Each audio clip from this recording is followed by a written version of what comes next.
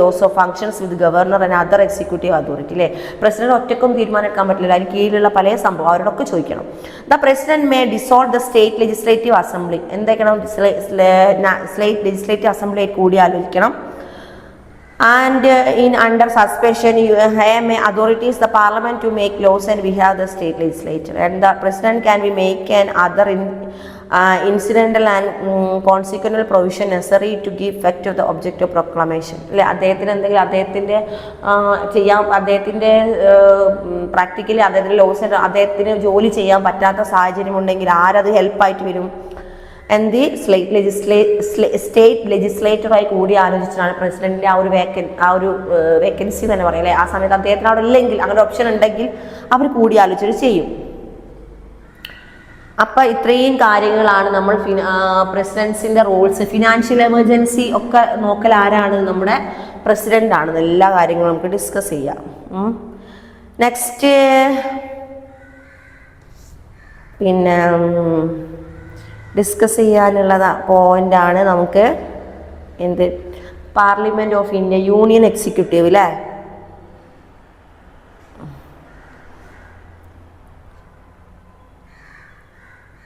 Union എക്സിക്യൂട്ടീവിൽ എന്തൊക്കെയാ പറഞ്ഞത്? അതിലാണ് നമ്മുടെ പ്രസിഡന്റിനെ റിമൂവ് ചെയ്യുന്നതും അദ്ദേഹത്തിൻ്റെ കാര്യങ്ങളൊക്കെ ചോദിക്കുന്നത് എന്തിലാണ്? ഈ ഒരു പാഠത്തിലാണ്. Union executive. What is union executive? ഇതിലാണ് ഇലക്ഷൻ പ്രൊസീജിയർ. അല്ലെ, നമ്മൾ ഇലക്ഷൻ നടക്കുന്നതും ഓരോ മന്ത്രിമാരെ ജയിപ്പിക്കുന്നതും ഒക്കെ എന്തിലാണ്? യൂണിയൻ എക്സിക്യൂട്ടീവിലാണ്. നമുക്ക് നോക്കാം യൂണിയൻ എക്സിക്യൂട്ടീവിൽ എന്തൊക്കെയാ പറയുന്നത്? Qualification. The qualification of the office of പ്രസിഡന്റിന്റെ ക്വാളിഫിക്കേഷൻ ആണ് ഇതിൽ പ്രധാനമായിട്ട്. And after the lesson you able to, അത് നമ്മൾ പിന്നെ executive. India is a democratic republic with a parliamentary from government. ഇതൊക്കെ നിങ്ങൾക്ക് അറിയാലോ അല്ലെ. ഇന്ത്യ പാർലമെന്ററി ഭരിക്കുന്ന ഗവൺമെന്റിന്റെ അടിസ്ഥാനത്തിൽ പോകുന്ന ഒരു ഡെമോക്രാറ്റിക് കൺട്രിയാണ്, ജനാധിപത്യ രാജ്യമാണ് India. The government at the central level is called union government. നമ്മൾ എന്തെന്നും പറയുന്നു? സെൻട്രൽ ഗവൺമെന്റിനെ യൂണിയൻ ഗവൺമെന്റ് എന്നും പറയുന്നു. And the state level is known as state government. Union government is three organs: executive and legislature and judiciary. Union government is divided into three: executive, legislature and judiciary. Executive, legislation and judiciary. മിസ്സിന് ശ്രദ്ധിക്കുക, miss പറഞ്ഞത് മൂന്നായിട്ടാണ് divide ചെയ്തിരിക്കുന്നത്. എന്തിനാണ് union government അല്ലെങ്കിൽ central ഗവൺമെന്റിനെ എത്ര തരം? Union ഗവൺമെന്റിനെ മൂന്നായി തരം തിരിച്ചിരിക്കുന്നു. The first is executive. അതിലാണ് യൂണിയൻ എക്സിക്യൂട്ടീവ് ആണ് നമുക്ക് പാർട്ടിയുടെ പേരായിട്ട് തന്നെ കൊടുത്തത്, തലക്കെട്ട് തന്നെ എക്സിക്യൂട്ടീവ് ആണ്. പിന്നെ ലെജിസ്ലേച്ചർ, ജുഡീഷ്യറി. അല്ലെ, നീതി ഒക്കെ നമുക്ക് വേണമല്ലോ അല്ലെ, സമാധാന നീതി അതിനൊക്കെ ലോസേനൊക്കെ വേണം. And the qualification of the office president are എന്താണ്? Should be citizen of India. ഒരു പ്രസിഡന്റ് എന്താവണം? ഇന്ത്യയിലെ പൗരനാവണം. Should have completed the age of 35 years. 35 വയസ്സ് കഴിയണം. Should be qualified to be elected member of Lok Sabha. ലോകസഭയിൽ തെരഞ്ഞെടുപ്പിൽ വിജയിക്കണം. ഈ 3 ക്വാളിഫിക്കേഷൻ ഉണ്ടെങ്കിൽ മാത്രമേ പ്രസിഡന്റ് ആവാൻ പറ്റൂ. അപ്പൊ മിസ് പറഞ്ഞില്ലേ, ഈ ഒരു പാർട്ട് നിങ്ങൾക്ക് നല്ല എന്താണ്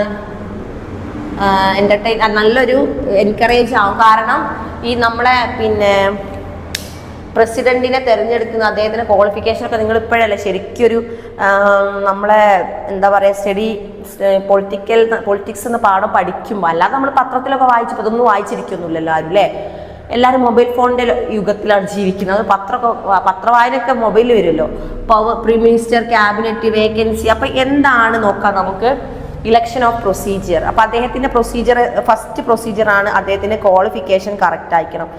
should be citizen in India. He have completed the age of 35 and elected members of Lok Sabha. അപ്പൊ ഈ 3 എണ്ണം നിർബന്ധമായിട്ട് അദ്ദേഹം ചെയ്യണം. ഇലക്ഷൻ പ്രൊസീജിയർ എന്താണ്? The president of elected by electoral college of country elected members of the both houses, parliament and Lok Sabha and Rajya Sabha and the state legislative in Assam, Vidhan Sabha, nominated members of parliament. അങ്ങനെ parliament, legislative, Lok Sabha, Rajya Sabha, അങ്ങനെ പല സംഭവങ്ങളും അടങ്ങിയതാണ് election എന്ന് പറഞ്ഞാൽ. The framers of the constitution were keen to obtain party between the votes of elected members of parliament, one side elected members of legislative. ഇത്രയും ഇതൊക്കെ നടന്നാലേ അദ്ദേഹം എന്താവുള്ളൂ? വിജയിക്കത്തുള്ളൂ. എന്നാലേ അദ്ദേഹത്തിന് president treasure and removal. President tenure and removal എന്താണ്? The president is elected in a term of 5 years and eligible for re election. President വേറൊരു rules and regulations ആണ് 5 years. നേരത്തെ നമ്മൾ പറഞ്ഞു ഇലക്ഷൻ എന്താ പറഞ്ഞത് ലോക്സഭ രാജ്യസഭ എന്നൊക്കെ നമ്മൾ നേരത്തെ ഡിസ്കസ് ചെയ്തതാണ്. ഇനി മെയിനായിട്ട് the president tenure and removal, അദ്ദേഹത്തെ റിമൂവ് ചെയ്യാനും ടെന്യൂർ ചെയ്യാനും എന്താ ചെയ്യുക? The president is elected for a term of 5 years and eligible for re election. 5 വർഷത്തേക്കാണ് ഒരു പ്രസിഡന്റിനെ തിരഞ്ഞെടുക്കുക. 5 വർഷം കഴിഞ്ഞ് എന്ത് ചെയ്യണം? അദ്ദേഹം റീ ഇലക്റ്റഡ് ആയിട്ട് വരണം. അല്ലെങ്കിൽ എന്ത് ചെയ്യാം? Though convention have a development of president seeks election ഇത് കിട്ടും. However the first president of Rajendra Prasad was elected 2 full terms. 2 ഭാഗത്തെ ഫുൾ ടേംസ് അനുസരിച്ച് നമ്മുടെ ഇന്ത്യയിലെ ആദ്യത്തെ പ്രസിഡന്റ് ആരാണ്? ഡോക്ടർ രാജേന്ദ്ര പ്രസാദ്. അത് ചിലപ്പോൾ 1 വേർഡിന് വരുമോ? നിങ്ങൾ എഴുതണേ. ആരാണ് നമ്മളെ first president? FIR first president doctor Rajendra Prasad. Okay, മാറിപ്പോരുതേ.